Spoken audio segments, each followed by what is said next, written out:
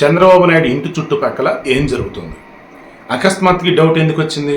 తెలంగాణలో ప్రణీత్ రావు అనే పోలీసును పట్టుకున్నాక అతను డిఎస్పీ క్యాడర్, గతంలో స్పెషల్ ఇంటెలిజెన్స్ బ్యూరోకి పనిచేస్తున్నాడు. విచారణ చేస్తూ ఉంటే అతను చెప్పిన నిజం విని ఒక్కసారిగా రేవంత్ రెడ్డి అండ్ కాంగ్రెస్ వాళ్ళు షాక్ అనమాట. ఏంటది?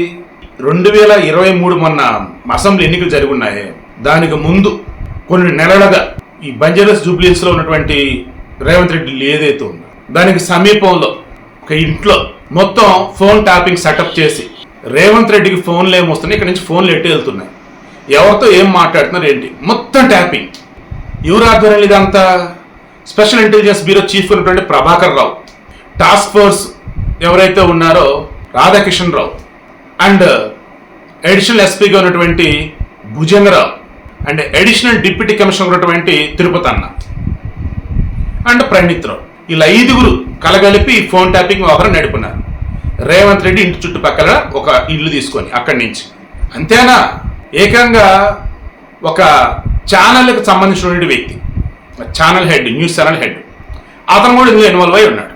అతను, ఈ రాధాకిషన్ రావు అండ్ ప్రభాకర్ ముగ్గురు కలగలిపి ఎప్పుడైతే ఈ ఫోన్ ట్యాపింగ్ కేసుకు సంబంధించేసి ఇక గట్టిగా ఎఫ్ఐఆర్ ఫైల్ చేసి లోపల అయిపోతానని తెలిసిందో, వాళ్ళకి పోలీస్ డిపార్ట్మెంటే కదా, సో ఆబ్వియస్గా కేసు పోలీసు వాళ్ళు కదా హ్యాండిల్ చేస్తుంది, వాళ్ళకి ఇన్ఫర్మేషన్ వెళ్ళిపోయింది.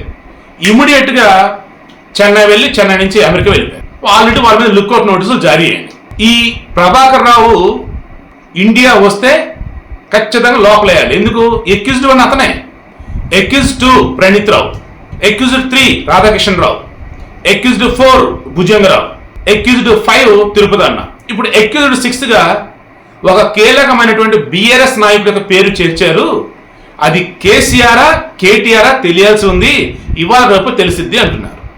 ఈ ఫోన్ టాపిక్ సంబంధించి చెక్ చేస్తూ ఉన్నప్పుడు కేటీఆర్ నియోజకవర్గం అయినటువంటి సిరిసిల్లలో కూడా ఒక సెటప్ చేసి అక్కడ ఫోన్లు ట్రాప్, రేవంత్ రెడ్డి ఇంటికి సమీపంలో ఒక చోట, పోలీసులకు సంబంధించి మళ్ళీ ఇంకొక చోట, ఇలా దాదాపు పలు చోట్ల ప్రతిపక్ష నాయకుల యొక్క ఫోన్లు, ఈవెన్ బీఆర్ఎస్ పార్టీలో ఉన్నటువంటి వాళ్ళ నాయకుల ఫోన్లు, వాళ్ళ ఇంట్లో ఆడవాళ్ళ ఫోన్లు, చూడండి ఎంత దారుణం అసలు. అసలు ఇది అంతా ఎలా ఏంటి అంటే జనరల్గా ఇటువంటి జరుగుతూనే ఉంటాయట. హవాలా అండ్ బిజినెస్ పెద్ద పెద్ద బిజినెస్ చేస్తుంటారు వాళ్ళు, అండ్ గోల్డ్ మర్చేస్తుంటారు వీళ్ళు. వీళ్ళకి సంబంధించి ఫోన్లు ట్యాప్ చేసి వాళ్ళు మాట్లాడుకునే రహస్యాలను విని దానికి మరలా వాళ్ళకి ఫోన్ చేసి చెప్పి బ్లాక్ మెయిల్ చేసి డబ్బులు వసూలు చేస్తారు. అలా ఆల్రెడీ వీళ్ళు ఈ హైదరాబాద్కు చెందినటువంటి దాదాపు 36 మంది 35 మంది అలాగే బ్లాక్ మెయిల్ చేసి కొన్ని లక్షల డబ్బులు గుంజారట. కమింగ్ టు బీఆర్ఎస్ ఉన్నటువంటి ఒక కీలకమైనటువంటి వ్యక్తి ప్రతిపక్షాల మీద నిఘా పెట్టమని చెప్పి ఎప్పటికప్పుడు ఇన్ఫర్మేషన్ వస్తుంది ఏంటనేది మొత్తం కూడా తనకి చేరవేమని, తన అందుబాటులో మొత్తం కూడా డేటా అనేది స్టోర్ చేయమని చెప్పేసి ఇలా చేస్తే ఆ తర్వాత అంతా కూడా డేటా కొన్ని 100 మంది డేటా ఆయనకి ఇచ్చేసి మొత్తం ఎక్స్ప్లెయిన్ చేసేవాళ్ళంట. ఎప్పటికప్పుడు ఈ ప్రణీత్ రావుని టీం చేస్తూ ఉంటే దానిని రాధాకిషన్ రావు ప్రభాకర్ వీళ్ళకి చేరవేస్తే ఇక్కడి నుంచి బీఆర్ఎస్ పార్టీలో కీలకమైనటువంటి వాళ్ళు, ఆ కీలకమైన వ్యక్తి కేటీఆర్ అదే కేసీఆర్ అని అంటూ ఉన్నారు. సో ఇప్పుడు ఆల్రెడీ ఏపీలో కూడా ఫోన్లు ట్యాప్ అవుతున్నాయి అంటున్నారు. అమెరికాలో ఉంటున్న ప్రభాకర్ రావు ఈ తెలంగాణ పోలీసులు ఒకరికి ఫోన్ చేసి, ఇప్పుడు మీరు ఎలాగైతే ఈ ప్రాసెస్ అంతా చేస్తున్నారు, ఎలాగైతే ఫోన్లు ట్యాప్ చేసి వాళ్ళు ఎక్కడ ఉన్నారు ఏంటని తెలుసుకుని ట్రై చేస్తున్నారు, ఇప్పుడు మీరు ఎలాగైతే చేస్తున్నారు ఈ గవర్నమెంట్కి అనుగుణంగా, మేము లాస్ట్ గవర్నమెంట్ ఇచ్చేసినదే, మీ పై వాళ్ళు చెప్పింది మీరు చేశారు, మా పై వాళ్ళు చెప్పింది మేము చేసాం, మనం పోలీసులం, అలాంటిది మా ఇంట్లోకి రైట్స్ చేయడం ఏంటి, వెళ్ళి తనిఖీలను ఇబ్బంది పెట్టడం ఏంటి, ఏమొద్దు, నాకు ఇప్పుడు క్యాన్సర్, నేను అమెరికాలో ఉన్న ట్రీట్మెంట్ తీసుకుంటున్నా, ఏదర్ జూన్ ఆర్ జూలైలో వస్తా, వచ్చాక నేను అన్ని చెప్తా, అలా సోదాలు చేయొద్దు, ఇళ్ళకి పంపొద్దు అని పై అధికారి ఇప్పుడున్న అధికారికి ఫోన్ చేసి చెప్పారు. ఎవరు? ఎక్యూజ్డ్ 1గా ఉన్నటువంటి ప్రభాకర్. దాన్ని కూడా అధికారి ఒకటే అన్నారట, సార్ మీరు ఏదన్నా చెప్పదలుచుకుంటే అఫీషియల్గా మెయిల్ ఉంది కదా, మెయిల్లో మెన్షన్ చేసి చెప్పండి అన్నారట. కాదని చెప్పేసి మరలా ఇంకోసారి ఫోన్ చేస్తారు, ఇట్లా ఇంకోసారి ఫోన్ చేయొద్దు, మీరు ఏదంటే మెయిల్ చేసి చెప్పండి అని చెప్పేసి అన్నారట. అతను అమెరికాలో ఎక్కడున్నట్టు ఏంటి తెలుసు, వాళ్ళు లుక్అవుట్ నోటీసులు జారీ చేశారు.